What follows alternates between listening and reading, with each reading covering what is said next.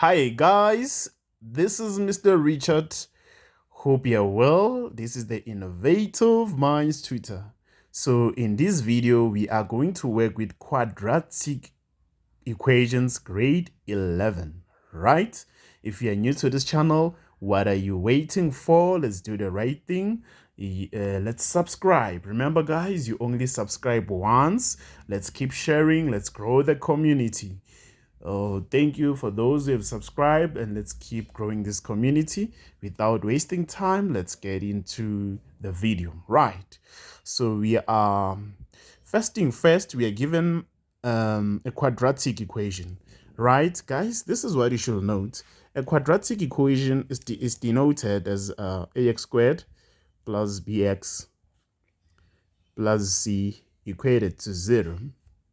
Right.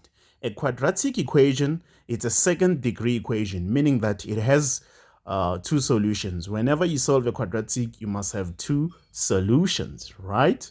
Let's start with this one. We are given x squared plus 8x plus 15. First thing first, let's look at the first term. We are going to look at the factors, right? We're not factorizing. We are factorizing first, right? We'll have two brackets since I said that you'll always have two solutions, right? So what are the factors of x squared? The factors of x squared is x and x. What are the factors of 15? Definitely that's 5 and 3, because 5 times 3 gives you 15 and 5 plus 3 gives you 8. So we are going to have 5. Some of you will ask, Mr. Richard, where did you get the signs? Why are the signs the same? Remember, when the last term has a positive sign, the signs here should be the same, but they are determined by the middle term. Because the middle term has a positive sign, so here we are going to have both as positive. And you can also check 5 plus 3, it's 8. 5 times 3, it's 15. It's all about checking. Make sure that your signs are correct. Signs, a misinterpretation of sign will lead to a lot of loss of marks, so be very careful. So let's equate everything to 0. Take out the bracket and equate everything to 0. So x will be minus 5 when you take it to the other side, and positive 3 will become minus 3.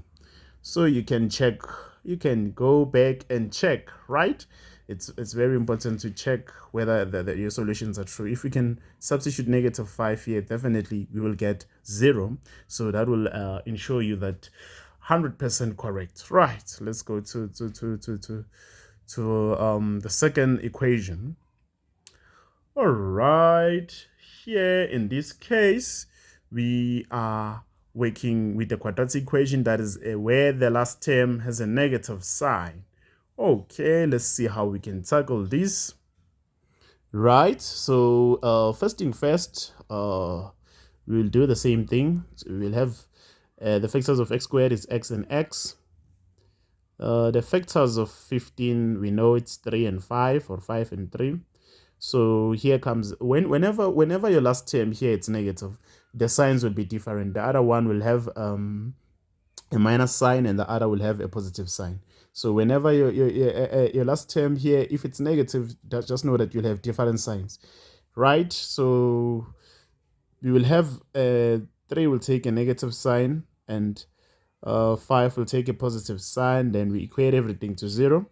X minus 3 equated to 0, or x plus 5 equated to 0. So we can check, guys. We can check. Negative 3 plus 5, it's the same as 5 minus 3, which is 2. The negative 3 times 5, it's the same as negative 15. Definitely, this is 100% correct. Then you can now transpose negative 3 to the other side. It becomes positive 3. When you transpose positive 5, it becomes minus 5. Right. So you can also check even here to check for to check that your answers are valid, right? Then let's go to the third one. The third one, guys, be very careful. This is also a quadratic, but this type of quadratic is the one that involves difference of two squares, right? So in this case, we are going to have x and x, the factors of x squared. Factors of 16, definitely it's 4. They will be the same here, because 4 times 4 is 16. One will attain a negative sign, and the other will have a positive sign. So we equate everything to 0. x is equals to -4, or x is equals to 4. Right. So we are on our last question there. We are on our last question. Right. Our last question is a little bit tedious. If you're not careful here, you may get wrong in this one, but you need to be very enlightened. You need to be very smart when it comes to this. We use a method that is called cross method. Why I'm saying so, guys, if you can check, the factors of 3000 satisfy the middle term, so that's the reason why we are using a cross method. I know some will use a quadratic formula in this case, but let me show you how you can factorize this without using a quadratic formula.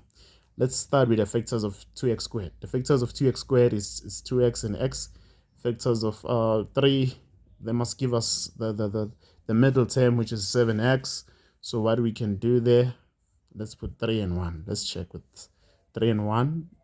2 times x, that will be 2x. 3 times x, it's a cross method, remember? It's going to be 3x.